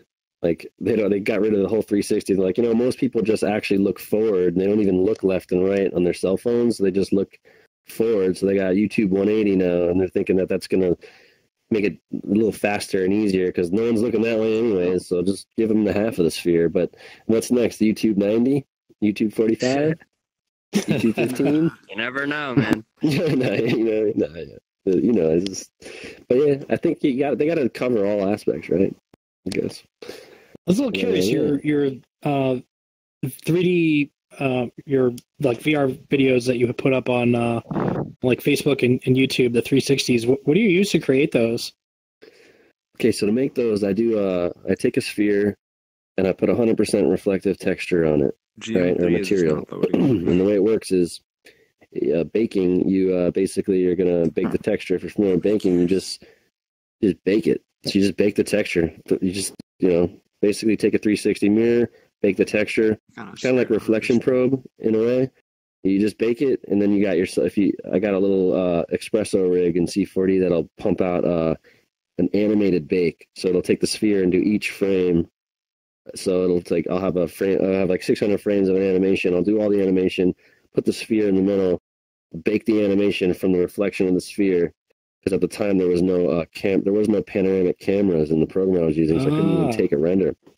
So I just used literally a sphere, and then I'd unwrap it and bring it in After Effects, and then do the post and the color and the sound, and everything else gets done in After Effects. But the main render would just literally be a reflective sphere. Interesting. So, that's cool. Monoscopic equitriangular is what they call it. Yeah. But stereoscopic would be better because then you'd have actually, two. But yeah, right now it's like you're stuck in the sphere. But yeah, man. I wonder what's going to be happening now that we have VR. It's like I don't even want to make any more of those videos almost because like it's like you could just make a world and go in it. Why not just build the world that I was making an animation, animate it, drop it in here, and then you have the animation right in front of you. You walk around it. It's almost just as quick. It's quicker to upload. Some people have access to mobile gears or something. If you wanted, some of that kind of situation. Yeah. But no, this is where it's at, man. Definitely. We're just going to drop it on here. Yeah. More questions, opinions about art. Art and emotion. What is art? Is art even? How do you define art? Man, any guys Art's paint? Such a big thing. Yeah. Anybody in here artist? Maybe somebody. Everybody's an artist in some form or another. Yeah. Yours? Yeah. I tried. It's hard to answer that question. That's one of the question you're asking is one of the most unanswerable questions in the world because it's so subjective, right? So, like, what is it? Is literally that's like asking the same question, like, what's the purpose of life, or why do you fall in love, or why do you blank, right? Anything, right? So, I mean, I think it's a way to express ourselves at its most fundamental nature. And after some of the research you sent to me. Yeah, tool to like basically like a tool to heal, right? Like or to do therapy, or even like you said, because most people they can see something in a new light, and they're gonna it's either help them in a good way or it's gonna make them bad. To get a reaction out of somebody, I mean, it all depends on the subjectiveness of the artist, right? Some people use it as a form to like do propaganda and make money, and some people use it to sell things in advertising. Like art has gotten so mixed up over the years with digital reproduction that it almost lost its traditional meaning of when it was used to say, like, by the rich, or by the church back at long time ago, when all the purpose of art was just literally to inspire people, you know what I mean, like and to show them like the power, like it was either the church power or it was like the kings, they would have the paintings or all those, history. But originally, it was the cavemen painting on walls. Like the original artist was just there, expressing themselves with a form of communication. You know, at its most fundamental thing, it must be about communication, communicating something to somebody so that they can see it in a new perspective. But, you know, over time, yeah, it took on a life of its own once digital reproduction took over, and it literally changed the meaning, because now you can do a piece and you take a picture of it and it instantly becomes worldwide accessible to the entire earth. You know what I mean? So that is a completely different thing than, you know, making a piece to say like a portrait of somebody that wants a picture of them and they didn't have cameras, right? Like when technology came in, everything changed. And now when VR came in, everything changed. It's like we hit these milestones and we everything just gets flipped upside down of what we think it is. So I don't think anyone would ever know what it is, you know? We'll never be able to answer the question with a direct, like, affirmative answer. But, you know, it's good that it evolves and it moves and it changes and it molds. You want to think definitely about great, because that stuff. I think about it every day. I mean, it's like, yeah, what is it? What am I doing? What is my? What is this piece? It's like life. What is life? What is art? Philosophy?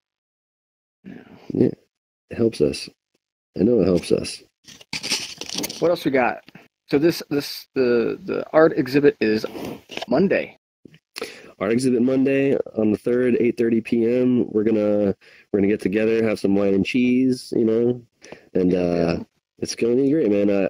I'm so glad that everybody like came together and submitted stuff, and it's just an awesome thing how it like materialized itself, you know. Like I just got out of the way, you know what I mean?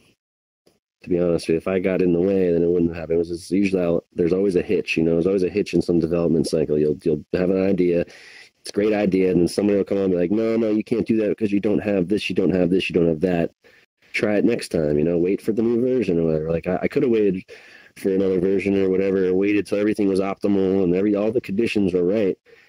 But then it will never get done. You know what I mean? So like, just do it, just get started, and the rest kind of literally materializes itself. It'll all fall into place. At least in this case, it felt like it all came together. I didn't hit too many hitches, and you guys made it good enough, like a great program, you know, to have a foundation to work on. You know what I mean? Because you guys' software made it possible for me to get it all in here and to do this. You know what I mean? So that's really good. I'm really happy about that. Yeah, the VRChat team's amazing, and you know, just having this open community, create what you want, you know, that kind of path that it's taking it's a big deal. That's why I'm here. Yeah. So this is kind of like your artwork stuff, but you also got some other new stuff on the audio realm. You've got Alien World sci-fi sound effects on the Unity Asset Store now. Tell us a little bit about that. Oh yeah, okay. Unity Asset Store. That was well, I need to make some money, right? I have to fund this somehow, so I have to I make sounds. I'm a sound engineer, and so it's been suggested to me like, why don't you get on the Asset Store, you know? And we looked at some of the things, like some of the categories, and we noticed that like some of these guys are having like 500-600 reviews selling audio packs for $60. And you know, I have so much audio that I've saved for like 10-15 years. I literally have hundreds of packs I can make. So I'm like, all right, well, let me just do one that like is relevant and it's new and some of my newer stuff. So I made a couple, took some old ones, put it together, had to package it up. There was like some crazy guidelines, had to go through the process, package it all up nicely, README file. You get all your sounds in there. They got to be named right, organized, no pops, no clicks, no nothing, nice and clean. Has to be the right volume level. And then once that was all done, I submitted it. It took about like 3.5 weeks for them to even get back. I was about to give up and be like, it's not going to work. They didn't accept it. But then yesterday or 2 days ago, I got the email. So congratulations, you got your first product in the Asset Store. Huzzah. Yeah, thanks, man. And I'm just like, cool, man. So now I just gotta like, you know, stay focused and just do as many of these as I can. You know, it's the first one. All the other packs have like thousands of sounds and all this stuff. Mine's like a smaller pack, but hey, man, you got to start somewhere, right? I feel like that guy right there, just like walking. That's Beeple's work, by the way. Ironically, I used his work for my product because he lets anyone use their work for a commercial use, and he's such a cool dude. He's got like 10 years of awesome work that you're allowed to use for whatever, and he literally says on his website, like, it's beeplecrap.com, and he's like, yo, just shout him a holla if you use it. He's cool as hell. So I used his piece. It worked perfect, and like, you know, it got me in there. So, you know what I mean? Like, if I use one of my abstract trippy pieces, that probably would have got denied. You know what I mean? So I don't know. It's not just about the picture though, but yeah, people's work. Be that little dude. He did a competition, and I did a world. I'm working on a little world. It's not nearly done. I put it off to the side because of the art gallery, but I have to get back in on that and bring some more of his works in there. And that's still going. And this is PK. If you've seen PK around here, he's one of our old members, and this is King Deluxe's is his music label. So King Deluxe not .com, just search for King Deluxe. CA. He's from Canada, from Vancouver, or he's around different places in Vancouver right now. It's a really cool guy. So we have some people have submitted their places. They're inspired. They're VR rooms that are inspired by people's art, and we've got to explore some of those. But it's all part of this contest. I don't know if it's running till August or the exact date. Maybe it says up there, and I just haven't paid enough attention. But there's great prizes, and it's pretty awesome. I love seeing this kind of thing happening. Yeah, like a Rip to Revive is the top prize. Yep. Yeah, it's a great opportunity, Everybody man. should hop on that. It really is. Yep. And what's cool is you can download all his sessions. So you have like all his geometry, and you can make them inspired, or you can like download some of his stuff and like, you know, use you can actually get a good look of you can actually learn so much by downloading the stuff and like seeing how he animated. I learned a lot of my motion graphics from reverse engineering his sessions, because he just says, here you go, just get them, you know. So you could do the same thing and like get a good, you could learn a lot about Cinema 4D if you're into that. But yeah, be that little dude. Shout out to Beeple, Mike Winkleman. Yeah, cool dude. Bob, you got any got some more questions? Got any other thoughts? Let's see if there's any that we missed. This has been a great interview, man. Talking about art. Yeah. Just so excited for this stuff. So excited. I love the evolution of what you've been doing, and you're just doing it, you know, and now with this next step, you know, you don't have to ask permission to be a curator, to be a host of a talk show. I didn't have to ask anybody. I just decided to do it, right? Right. And what everybody else such a good thing, doing. man. It's so fertile and such a new ground of like possibilities for anybody to start something, man. Like, you know, just plant the seed, watch it grow, and really, you know what I mean? Like there's so many ways, there's so many things that can be done. And every day I talk to you guys and something else comes up and there's a new idea, and everyone in here has great ideas. You know, I wouldn't be surprised in like a year there'll be like hundreds and hundreds of very useful, practical reasons to come into VR and do business. You know, even VR Pill made an office, you know, like he literally has doors and stuff, right? So if you want to go talk to the guy who's running it, you go to this VR office, right? Which is awesome. Yeah, maybe he'll commission one of your pieces to sit on his wall in his office. I don't know. Put him on the spot. But. Yeah, he already offered, actually. He said, anyone got art? He's put him up on the wall. So yeah, it's awesome what we have, the opportunity we have, man. I hope that I can document it correctly and get a good coverage on it as far as for the artists, and make sure that they're all linked up and like get it out there on social media, because I know not everyone's going to make it to the show due to limitations and only a certain amount of active users, right? So I know that as long as we can, you know, cover it, then it gets documented, and I could do a nice you know, question in it, like just get it all in one magazine form. I'll make a PDF to where we can go look back at the whole show, get some information about all of it, you know, and make it physical that way. Maybe, you know, pull it out of the VR, make it into like a magazine, and just each show have something that you could take from it. If we can't buy the paintings from the artist the first show, or there's no monetization available because it's so new and there's no platform, you know what I mean, then we're gonna have to just give them be creative. Man. Yeah, exactly. You know, I would love to help them make money. They're artists, you know, like I would love for their paintings to sell, right? But it's like the question is so hard, like, because it's a new form of presenting the art. So unless you can take it out of the virtual world and like go to a museum and say, look, here's the art exhibit, put this on your head, you know, that's what they're trying to do. Like I've seen people like trying to make these standalone exhibits, you know, which is cool, but once it goes untethered and augmented reality, and you can have holographic projections of art pieces, I mean, that whole installation thing is going to be like old news when it's just a mixed media augmented thing. So I saw somebody where I saw some art where you look at it and the paintings actually are moving. I don't know if you caught that video on Facebook. It was like a holographic art piece, and the guy had the glasses, and it's like the future of art. And that was it was very inspiring. I forget the name of it, but that piece, when I saw the guy walk into the gallery and the guy was like smoking and like he had the colored smoke and then one of the pieces was all moving, that right there, I saw that and I knew like right then what I had to do. Like I knew that is like where art is going to be animated, moving and projected, motion tracked. It's going to be crazy. I even emailed Banksy to be on the show. I emailed him. He didn't respond, right?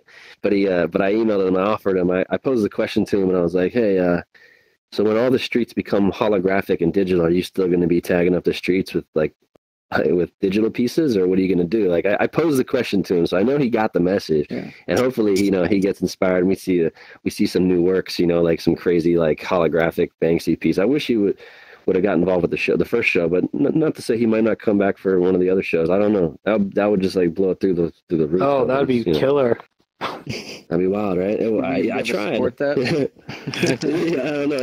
Yeah. Big steps. Shivers go down. Yeah, it's all right though, man. Hey, but yeah, it would be crazy. But yeah, I reached out as far as I could, and hopefully, we'll land on the on the moon, reaching for the stars, type of thing. Shoot for it. Yeah. Any other audience questions? I think we're gonna wrap it up here. Cool. Yeah. Leah has any thoughts? Hey, Leah.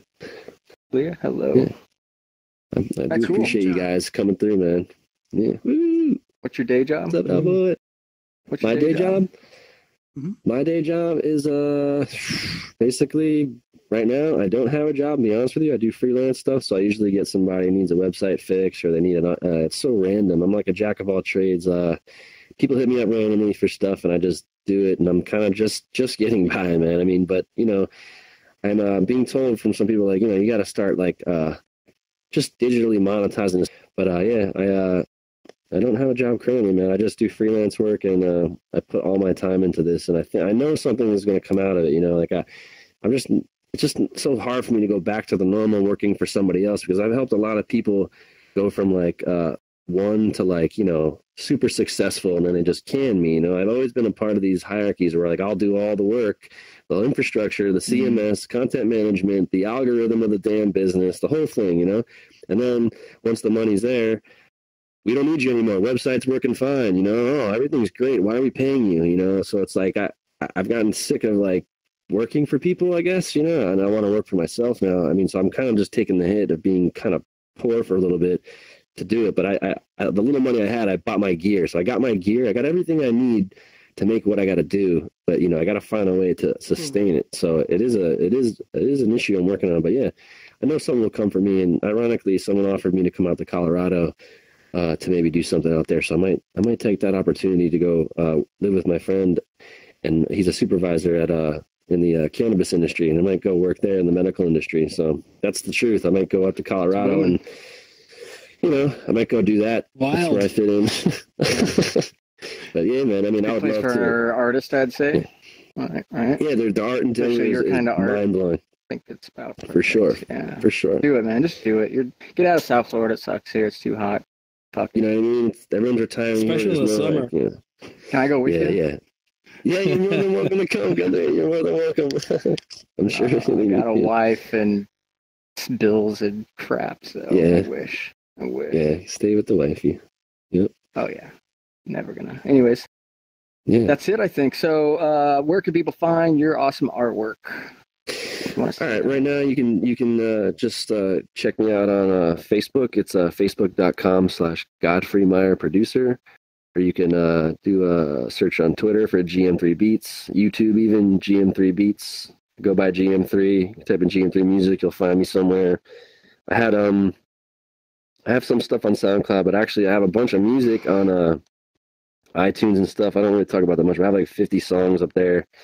You can check out some tunes on Spotify and all these places. Pandora denied me. I'm still waiting on my Pandora to get in, but don't worry, eventually we'll get there. But yeah, just search GM3 Beats. You'll find me around there. And I would love to network with you guys. If anybody's got a page, you guys do something, an artist, you guys create, you got a YouTube page, you do anything, man. I'm very active and interested in like, supporting everybody and, as much as possible, because I was in like the darkness for a really, really long time. And if we can change that together, let's do it. You know what I mean?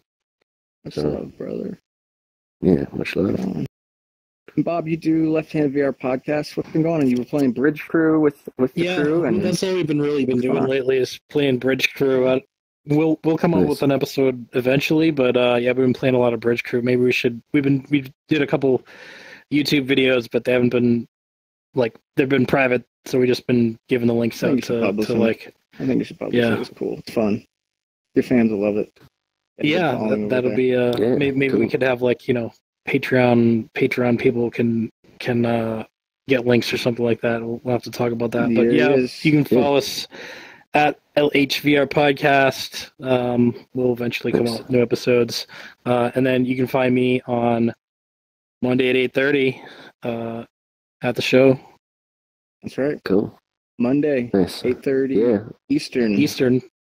So 5:30 Pacific, and I'm sure it'll go for a good bit. And if you can't make it right at that time, still come out to VRChat, and there'll be lots of people here hanging out, having fun. And speaking of people hanging out in VRChat and having fun tomorrow, there's two things going on. Lousy's got his social, and I think it's Pirates. Pirates and VR.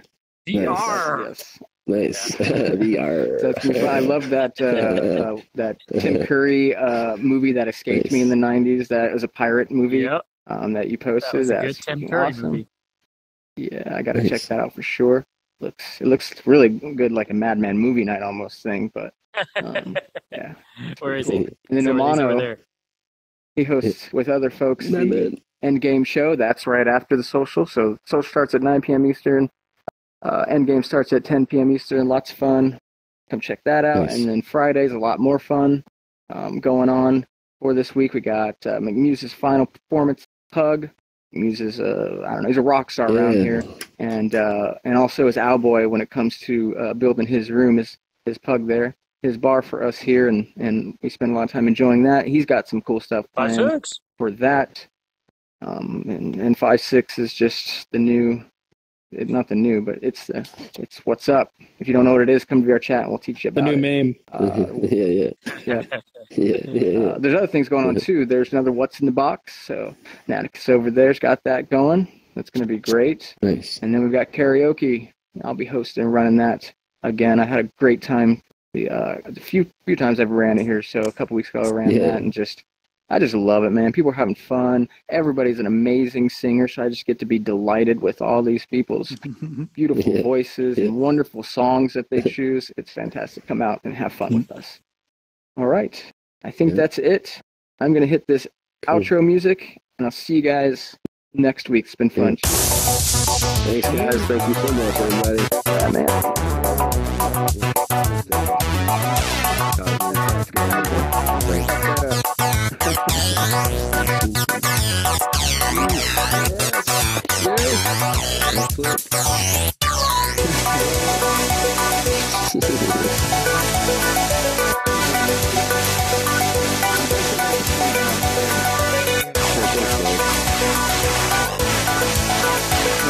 Mouth breather.